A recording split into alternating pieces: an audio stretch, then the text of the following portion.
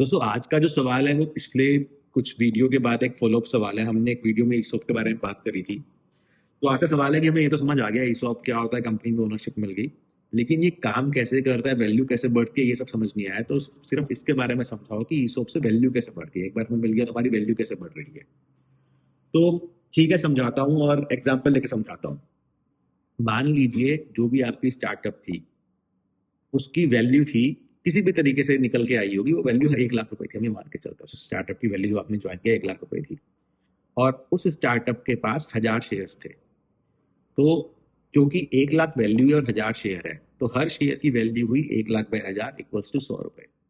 तो आपके पास मान लो स्टार्टअप का सिर्फ एक शेयर था, तो आपके पास आज 100 रुपए की वैल्यू है, जो आपके पास स्टार्टअप के ईसॉप्स के थ्रू आपके पास है। अब वो स्टार्टअप जो प्रोडक्ट बना रही है, आपने जब ज्वाइन किया वो प्री सीड स्टेज थी मान लेते हैं, वो प्रोडक्ट बनाया, बहुत अच्छा हुआ और उसे फंडिंग मिली। और अब जो उसे फंडिंग मिली, वो फंडिंग में उसे वैल्यू जो मानी गई, 3 साल बाद की बात करता हूँ, मान लीजिए 3 से बाद उसे फंडिंग मिली और माना गया कि ये स्टार्टअप की जो वैल्यू है 10 करोड़ की वैल्यू है। तो जो 1 लाख था वो अभी 10 करोड़ हो गया है। ठीक है। तो आपके जो 100 रुपए थे वो कितने बढ़ गए, वो हो गया 1 लाख रुपए। तो 3 साल में आपके 100 रुपए 1 लाख रुपए बन गए हैं। मान लीजिए 2 साल बाद फिर से फंडिंग मिली और अब वैल्यूएशन 100 करोड़ हुई। तो 10 करोड़ 100 करोड़ हो गया है। तो आपका जो 1 लाख था वो 10 लाख बन गया। तो 5 साल में आपके 100 रुपए 10 लाख रुपए में कन्वर्ट हो गए, क्योंकि वैल्यू ऊपर बढ़ रही है।